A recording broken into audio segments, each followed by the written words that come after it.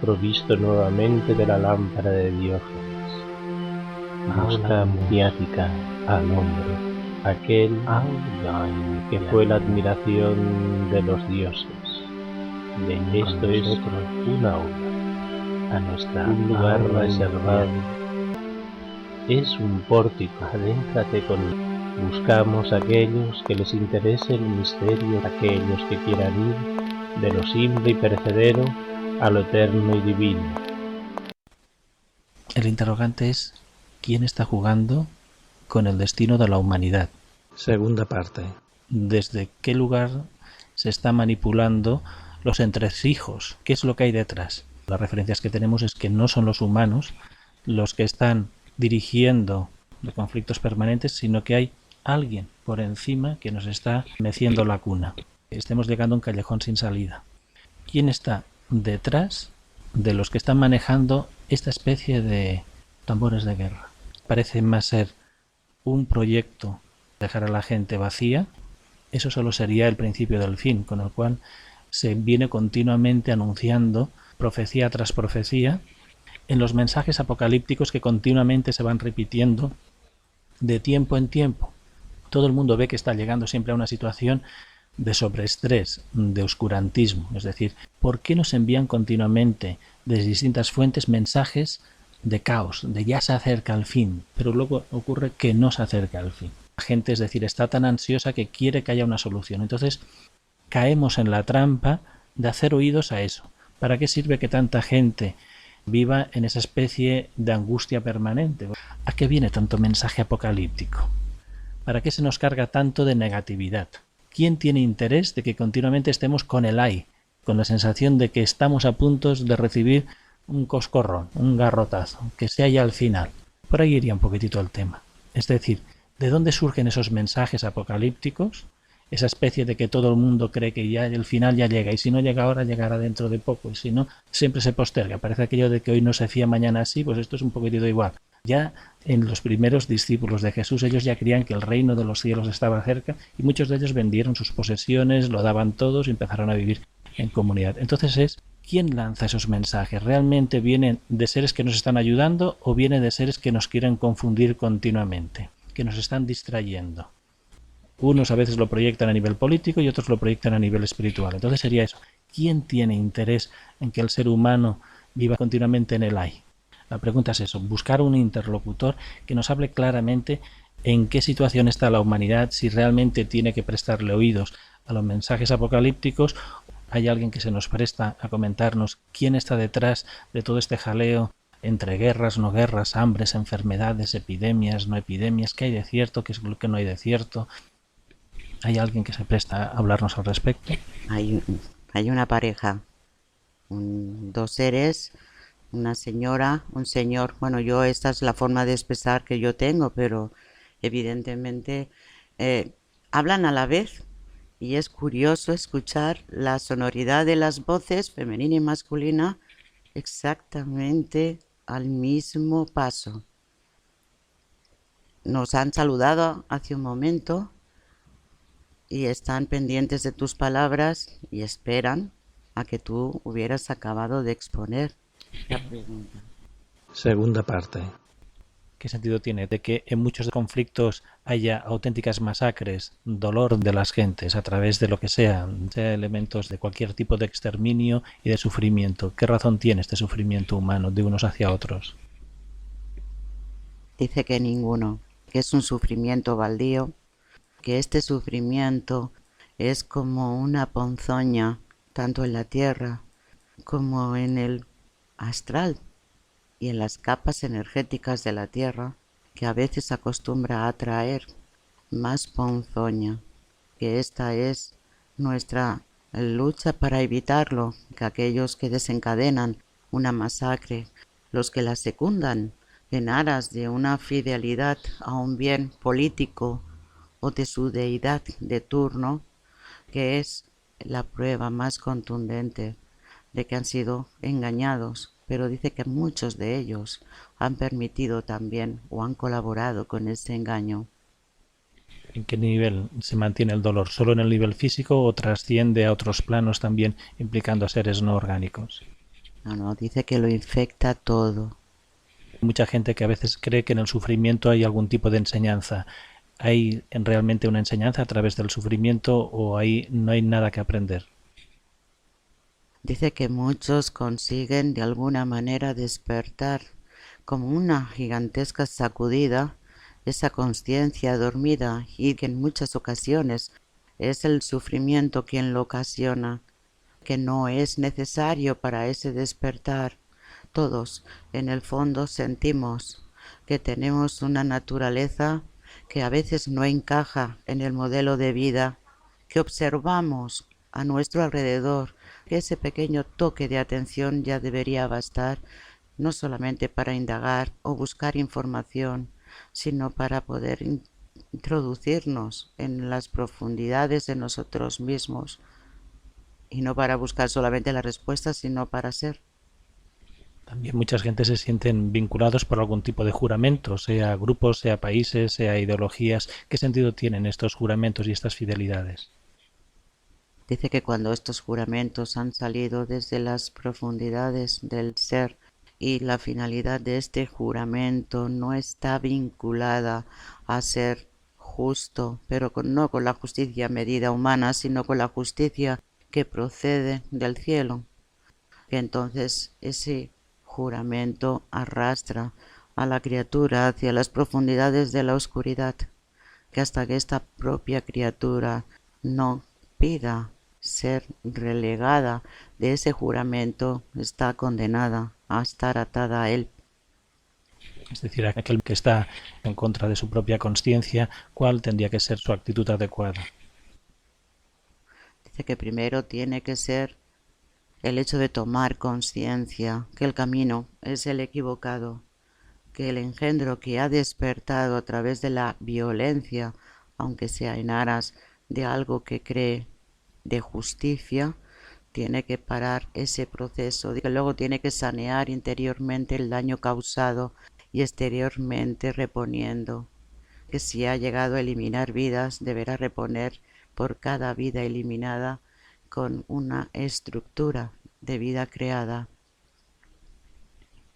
Al principio de la humanidad, cuando el hombre todavía no conocía ni el fuego, ¿ya estaba su pensamiento contaminado? Dice que sí.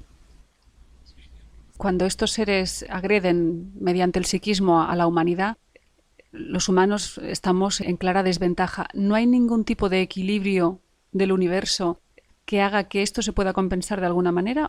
Y ya está, no tenemos nada más que hacer.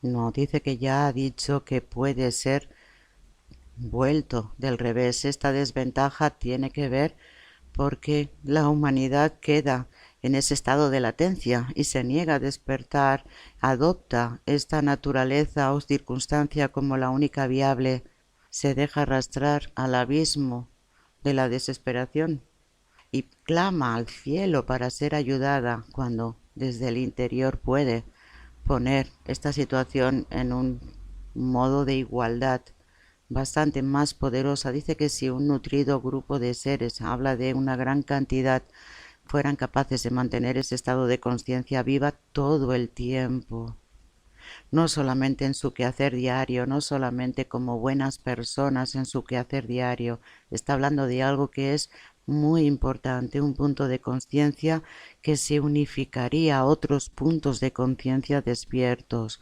que esa fuerza de conciencia no es solamente luz que ilumina y retira hacia atrás a la oscuridad, sino que es una energía que de alguna manera contiene la sustancia de la propia divinidad, que sanea y que elimina todo lo enfermo. ¿Estos seres que agreden, de qué tipo son? ¿A qué estamentos pertenecerían? ¿Serían ángeles caídos o habría otro tipo de entidades más también? Dice que no quiere dar demasiada fuerza al mencionar sus naturalezas. Habla de un grupo primigenio de entidades oscuras y que se han agregado a ellos otros grupos procedentes de distintas dimensiones que no tienen nada que ver con las entidades angélicas caídas en desgracia. ¿Qué nos impide despertar? Aunque uno intente una y otra vez, siempre parece que se da cuenta de que hay impedimentos y llega a pensar de que no es digno de ser algo amado por la divinidad. Dice que esa es una noción que tiene que ver con el ego humano. Esos pensamientos ya deberían ser neutralizados solamente por observarlos y comprender desde el interior que no tienen ningún sentido. En este sufrimiento humano, ¿qué papel juega el mundo de la economía y el hecho de que exista el dinero en sí? Dice que no es en realidad importante. En tiempos antiguos siempre ha existido el modelo de intercambio a través del oro, metales preciosos, que siempre el ser humano ha buscado una forma de poder crear el mercado. No es exactamente como ahora lo concebimos, ahora es un modelo distinto, pero este modelo de mercado en manos solo de unos pocos. Está hablando de un grupo de élite que son quienes en realidad gobiernan este mercado y pueden deshacer cualquier territorio, pueden hacer y deshacer a su antojo. Está condenado a fracasar.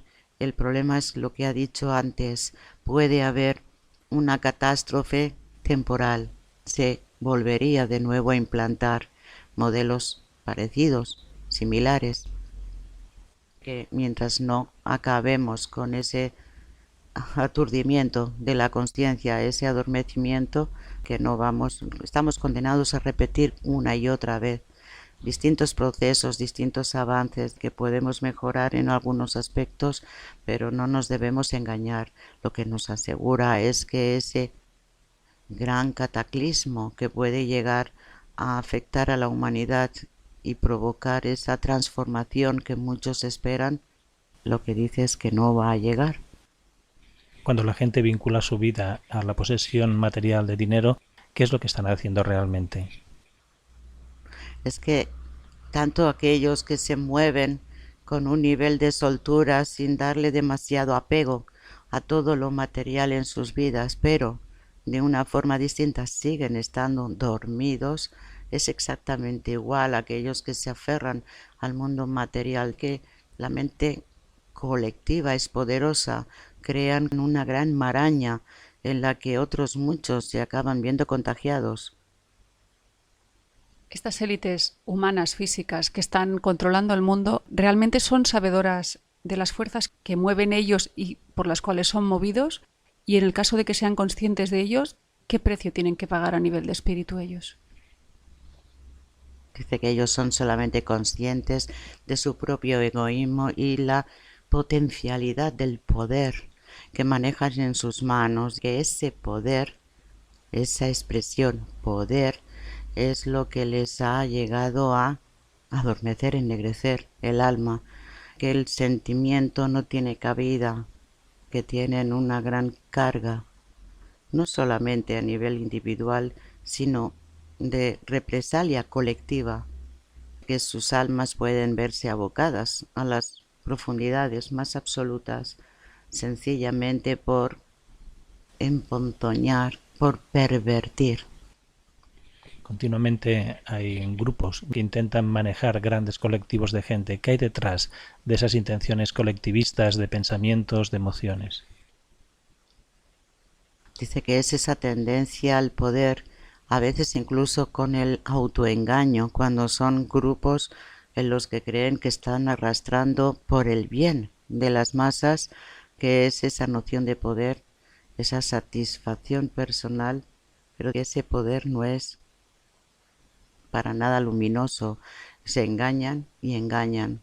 Para aquellos que buscan el control desde distintos estamentos, a nivel de la tecnología, a nivel del control con la salud, a nivel del control con aquellos que pueden llegar a darles a cambio de el sometimiento más absoluto, que todo es lo mismo. Habla simplemente de la expresión poder, que es el que emponzoña, que es el que pervierte allí donde toca.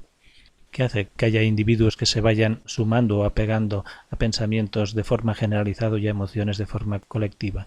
¿Lo hacen desde su propia conciencia o lo hacen manipulados por otro tipo de redes?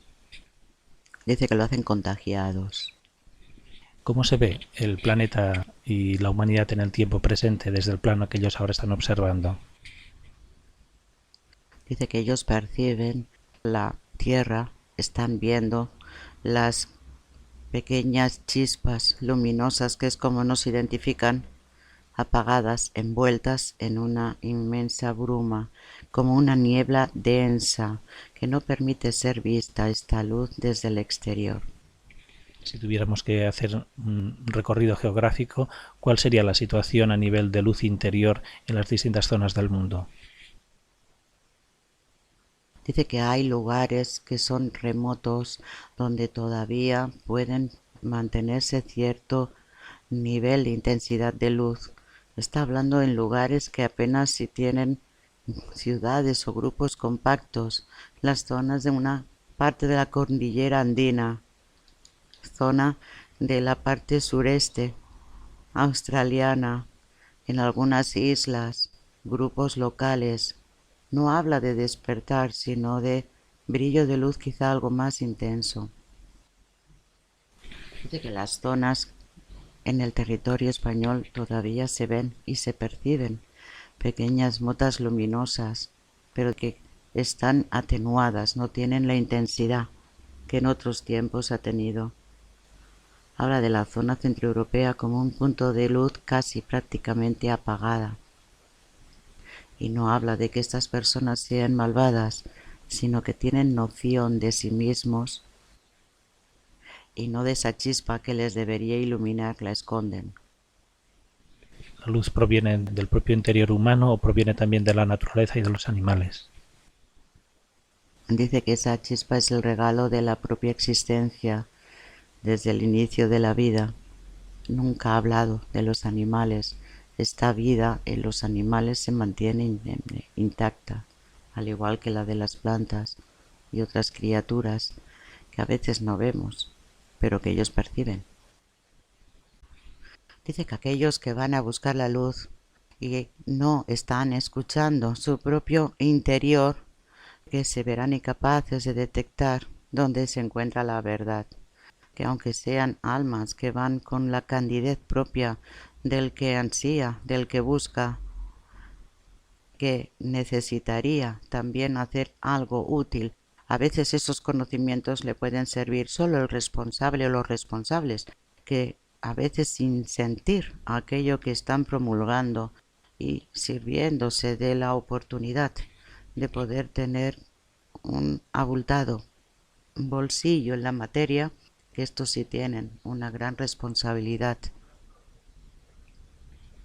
Este proceso de apagarse tiene que ver con el no creer en la divinidad. Digamos, tenemos que volver a creer, puesto que desde que se separó la razón con la fe hubo eso, digamos, la fe.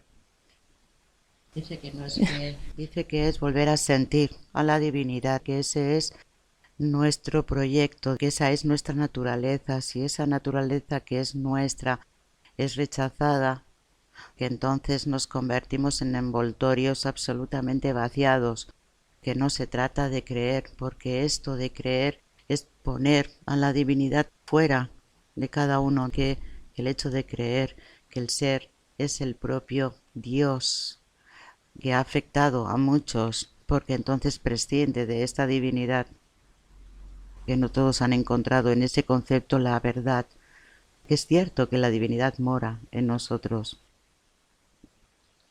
Pero el hecho de que la hayamos sacado o nos hayan hecho creer que la hemos sacado, las otras entidades tienen mucho más poder ahora. Dice que es evidente que cuando alguien se distancia o se aleja y se vacía, que ese vacío puede ser usurpado. En aras de la búsqueda de un desarrollo del individuo, la gente acumula continuamente información. ¿Qué valor tendría la acumulación de datos, del saber de escuela, de bibliotecas, de libros? ¿Qué valor tiene toda esta información que se genera continuamente? Dice que en realidad poca, si todo lo que se tiene almacenado no ha sido utilizado, ni todo lo que hay en esos libros es viable. Cada uno tiene una respuesta distinta a todos esos conocimientos, que en sí mismos los conocimientos no son malos. Es conveniente entonces dejarlos a un lado, usarlos, aplicarlos, desarrollarlos. Que es bueno poner pequeñas semillas en el sendero para que otros encuentren una posibilidad de camino que puedan hacer, si no suyo, por lo menos que marque una dirección adecuada para no perderse, no extraviarse, que no es malo ese conocimiento, sino la escasa aplicación que de él se hace.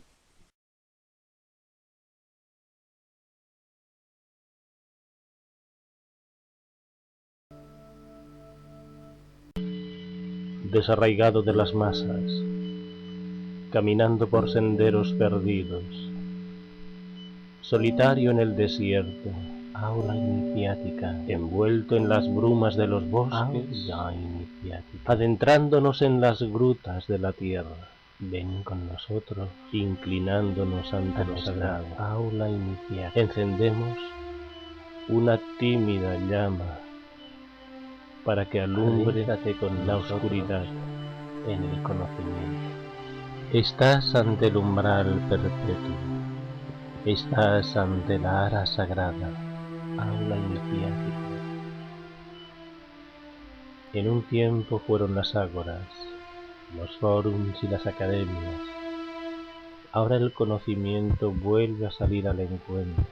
No descubriremos nada nuevo que no debiera saberse ya. Estás traspasando los límites de la especulación, más allá de la acumulación de datos, provisto nuevamente de la lámpara de Diógenes. Busca mediática al hombre, aquel que fue la admiración de los dioses. Esto es un aula, un lugar reservado para el conocimiento. Es un pórtico, adéntrate con que no debe traspasar en el profano. Buscamos a aquellos que les interese el misterio, aquellos que quieran ir de lo simple y perecedero a lo eterno y divino. Nuestro mensaje va dirigido al corazón, aquellos que más allá de la especulación racional saben sin saber, saben discernir de lo que es la mente condicionada. Aprender a discernir con claridad y lucidez es nuestro objetivo. Abrir un espacio para el conocimiento, para los eterno. Se abre, una vez más, la puerta a la multirrealidad, a la multidimensionalidad, a la multisensibilidad. Uno puede conocer cosas que ni siquiera pudo llegar a imaginar. Uno puede ver realidades pocas veces vistas. Uno puede oír sonidos y desvelados a los oídos humanos. De vez en cuando se oye a alguien que llama al despertar, pues que estaré yo también soñando. El que tenga ojos para ver, vea. El que tenga oídos para oír, oiga. La verdad es la verdad, más allá de cualquier especulación. Conócete a ti mismo, tal como juzguemos nosotros, seremos juzgados. Es más fácil ver la paja en el ojo ajeno que ver la viga dentro de nosotros, tal como es arriba es abajo, tal como es adentro es afuera. Aula iniciática. Aula iniciática. Aula iniciática.